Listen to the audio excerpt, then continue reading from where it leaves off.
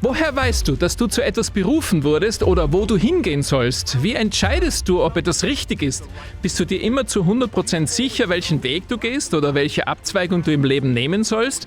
Oder ist es manchmal nicht so deutlich? Überlässt uns Gott einen Teil der Entscheidungsfindung? Ellen Whites Ruf und anschließende Reise nach Australien veranschaulicht auf vielfältige Weise die Herausforderungen, denen wir uns auf der Suche nach Gottes Willen stellen müssen und denen auch Ellen White gegenüberstand.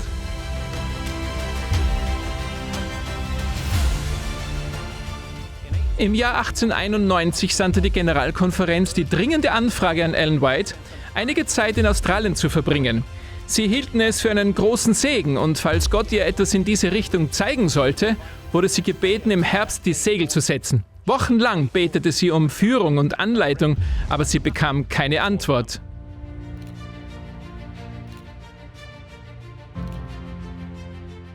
Obwohl es ein großes Opfer war, war sie bereit zu gehen, wenn sie sicher sein konnte, dass es Gottes Wille war.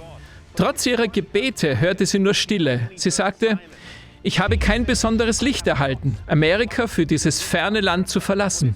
Dennoch, wenn ich wüsste, dass es die Stimme Gottes ist, würde ich gehen. Und sie wusste immer noch nicht, was Gott von ihr wollte.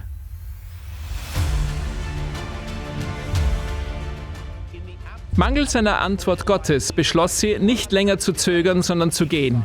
Einige sahen ihren Ruf, nach Australien zu gehen, als Ergebnis politisch orchestrierter Umstände. Aber Ellen White hat sich nie in solche Debatten verwickeln lassen. Sie sagte später zu ihrem Sohn Edson: Ich ordnete mich der Generalkonferenz unter, weil ich sie immer als Autorität betrachtete. Diese Entscheidung stellte einen großen Segen für die Arbeit in Australien, Neuseeland und im Südpazifik dar, ein Segen, den sie heute noch ernten.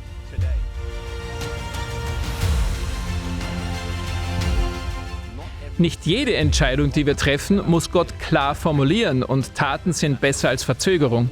Ellen White ging vorwärts und während ihrer Zeit in Australien half sie dabei, ein Sanatorium, ein Krankenhaus, einen Verlag, ein Reformhaus sowie ein College zu gründen, das mit der Zeit rasant wuchs.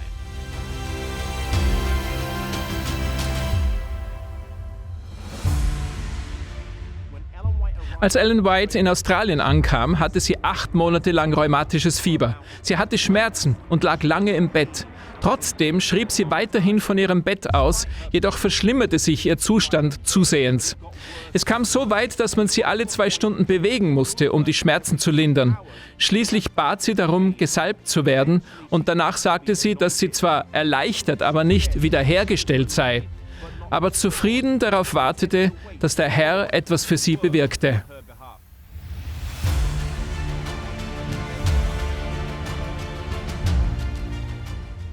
Während der Zeit, die sie auf dem Rücken liegend im Bett war, verbrachte sie viel Zeit im Gebet. Später sagte sie, dass sie diese Erfahrung um nichts auf der Welt missen wollen würde. Während dieser Zeit begann sie ihren Freund Jesus noch mehr zu lieben als vorher. Und eines der Ergebnisse dieser Erfahrung war, dass sie in dieser Lebenslage das Buch Das Leben Jesu oder Sieg der Liebe schrieb.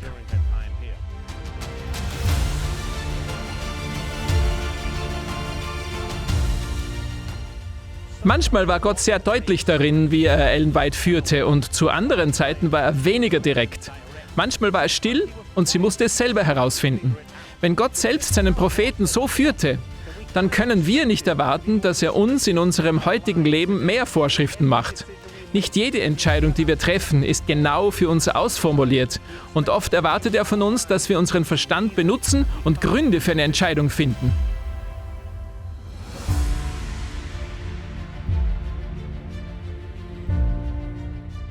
Gott führt uns auf viele Arten, vor allem durch sein Wort, durch den weisen Rat von Freunden sowie durch glückliche Umstände. Gottes Willen zu erkennen, ist eine konstante Herausforderung und ein Kampf, dem wir in den vielen Phasen des Lebens, die wir durchlaufen, gegenüberstehen. Ich bete, dass du nach Gottes Willen für dein Leben suchst und dass du im Zuge wichtiger Entscheidungen entschlossen vorangehst. Sei es, ob du in den Dienst gehst oder nicht, welchen Beruf du wählst, wo du leben wirst oder wen du heiratest.